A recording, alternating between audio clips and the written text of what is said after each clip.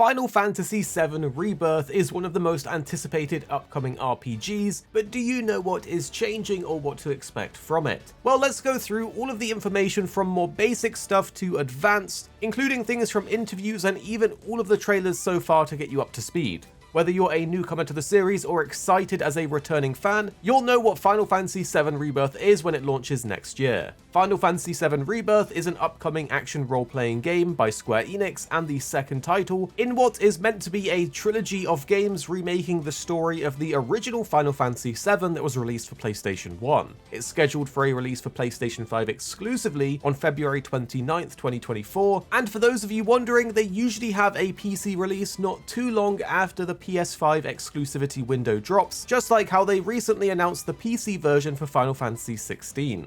The main objective of Rebirth is to travel the world and attempt to track down Sephiroth, and for this title, which is much appreciated, the developers are putting a focus on player choice, exploration, and side content. The game will feature new characters to play as, new mechanics, and a brand new story to experience. There's a bunch of new features to go through, but let's start with the size of the game, as it's an impressive increase from the previous Final Fantasy VII Remake, and if you are a fan of RPGs, you normally want a meaty amount of hours in them. In a recent interview with the BBC, the developers on the title have said that the main story content of the game will take up to 40 to 50 hours to complete, and with all of the side content, it would be closer to around 100 hours to complete, which is pretty decent for an RPG. According to the website How Long to Beat, the average completion time was 33 hours for the main story alone, 41.5 hours for the main story and side content, and then 86 hours for a completionist playthrough. We were definitely close to completing our completionist playthrough when we had about 72 hours in it, but it would be good to know what your playtimes were and to know if those averages are correct, but all in all, it's definitely good news. But what exactly is the side content we'll be getting in Final Fantasy VII Rebirth? We do know that there will be a ton of new minigames for us to try out. And here is a few of them that we've seen so far that have descriptions.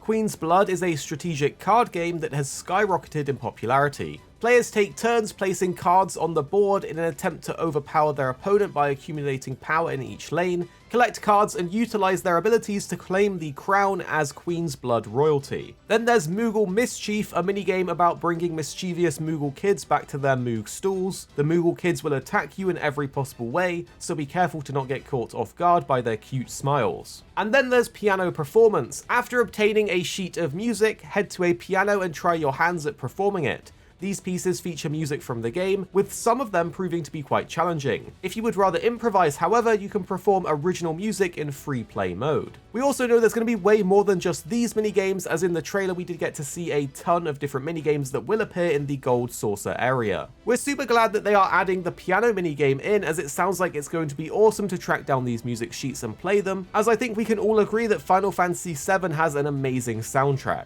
Greater exploration is also one of the pillars of Final Fantasy VII Rebirth, and one of the ways that they are incorporating it is through the returning character Chadley. This time, Chadley is collecting information on the world itself after leaving Shinra's research and development division.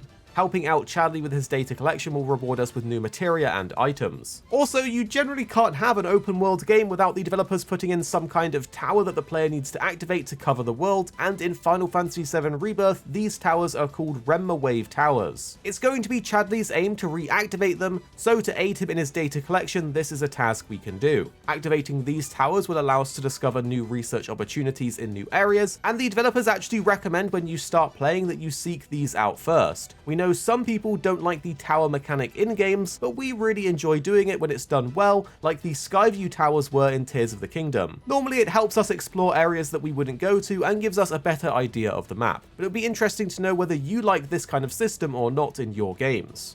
Another way to gather intel is through combat assignments, and during our own recent hands-on with the game, we got to experience it, and they're basically like mini challenges or bounties, whereby the player needs to find enemies in a specific location and then defeat them with a certain requirement, such as it being within a time limit, or by using a particular combat mechanic like pressuring. In a TGS gameplay demo, we actually got to see that there will be some pretty strong monsters, and we will need to take them on for extra rewards. Completing them will then unlock new challenges changes in Chadley's combat simulator. And while we talk about exploration, there has been some confusion online around the game as to whether it will be a seamless open world or smaller subsections, and the developers have said many different things in interviews on the topic, but in the latest BBC interview with the director Naoki Hamaguchi, he said, quote, "Go anywhere you want, do anything you want. We start out with a fairly broad area, a fairly wide open area to explore, but there are some limitations on it. As the story progresses and the game progresses, you will get new abilities that will open up new areas and the game expands further and further." He goes on to say that the developers want the open world to work as one single space, with all of the towns, all of the dungeons and everything linked together seamlessly in one space. He said, quote, "It's a really important feature that we wanted to add to this game, and one thing that we wanted to focus on was the idea that you're giving the player the opportunity to explore and experience the world," end quote. So it's looking like the map will be one big open world that players can explore, which is great, and hopefully there'll be a bunch of discoverables and hidden goodies to go and find. In addition to the world being more open, the actual characters will also have better movement motions, with them being able to swim and seamlessly climb over objects in the world to give us easier traversal options. The characters are of course a major part of the experience for Final Fantasy VII, and now with Rebirth,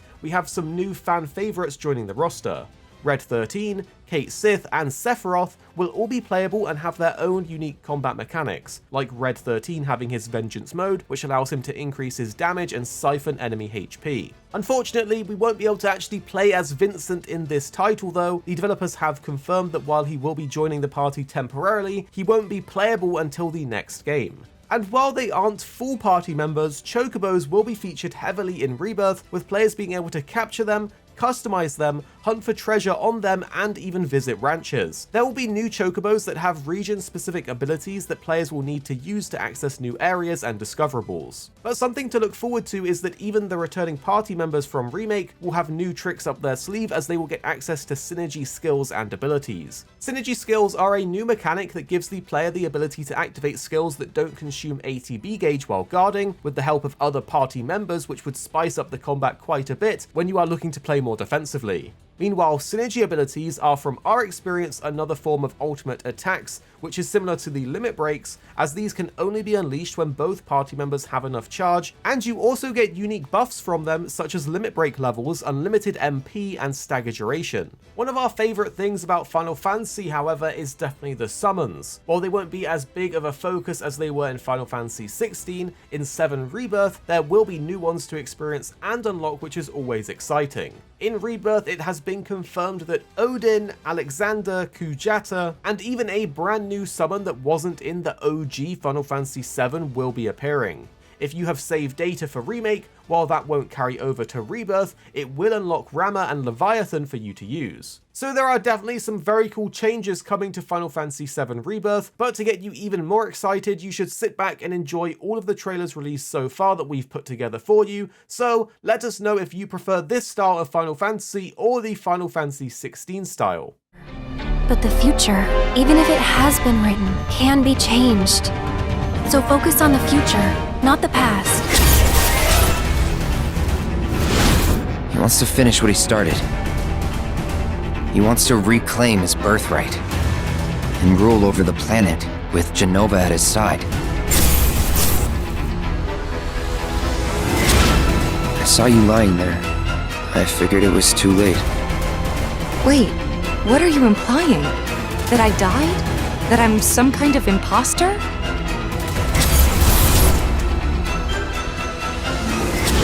You were here with me 5 years ago. Where are you? What happened to you? I'm trying so hard to find you. Sorry. Feel like I failed you.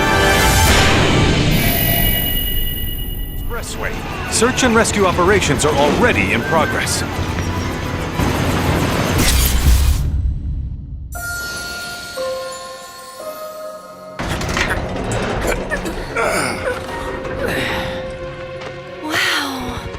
Just look at it all.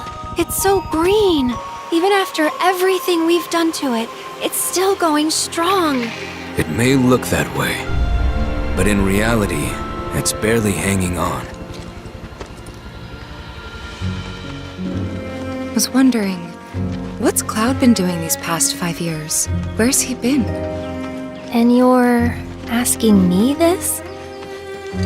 This is gonna sound crazy, but as far as I know, Cloud was never in Nibelheim 5 years ago.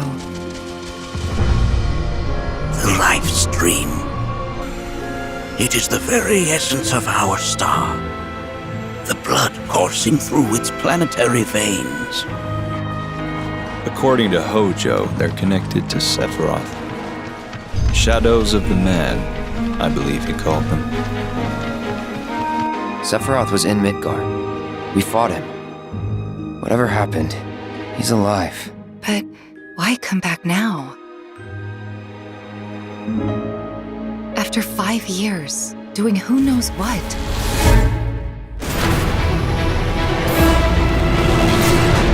Well now, think we woke it up? Angered it, more like.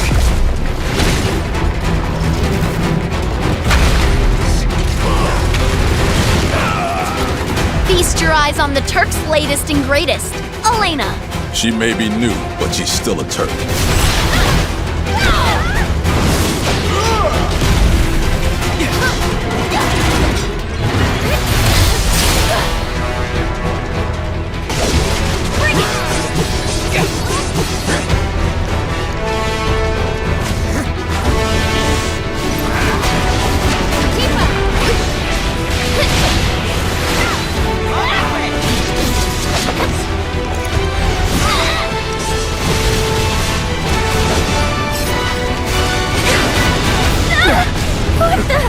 Get away from me!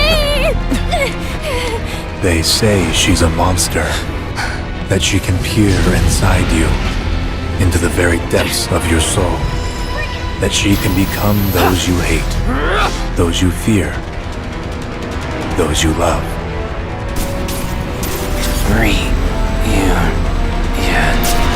You murdered my dad! You burned my village! You know that I killed her. So, who is she?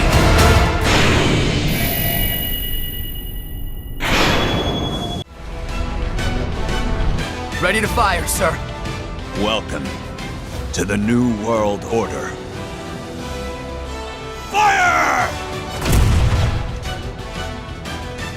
Just close your eyes and listen. Tell me you can't hear that. Her rallying cry. Planet runs out of energy. It and everything on it dies. We can overcome our fate. Am I the same as these monsters? Am I even human? Okay, we're looking for Sephiroth. Think you can find him? Oh, Sephiroth, you see. So you heeded the call too, did you? What are you talking about? As you can see, your brothers down there are having a little get-together. They're our best chance of finding Sephiroth. Yeah. I ask because I suspect they're soldiers suffering from cellular degradation. Do not be deceived. You know the truth. Trust in me. Sephiroth!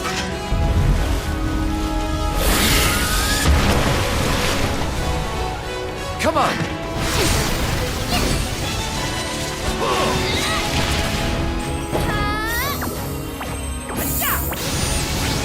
On me.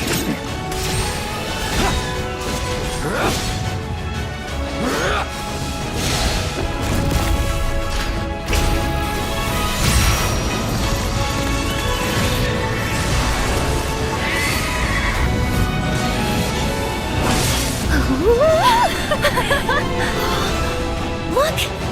Look!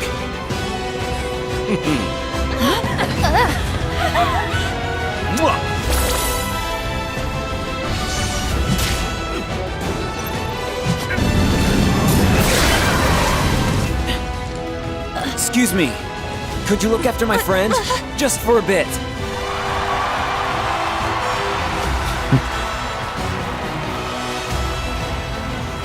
A weapon? Tutelary creatures, set only to appear when the planet is in grave danger. Who dares disturb my slumber? It's upon us. The reunion. When worlds merge. I'm waiting, Cloud.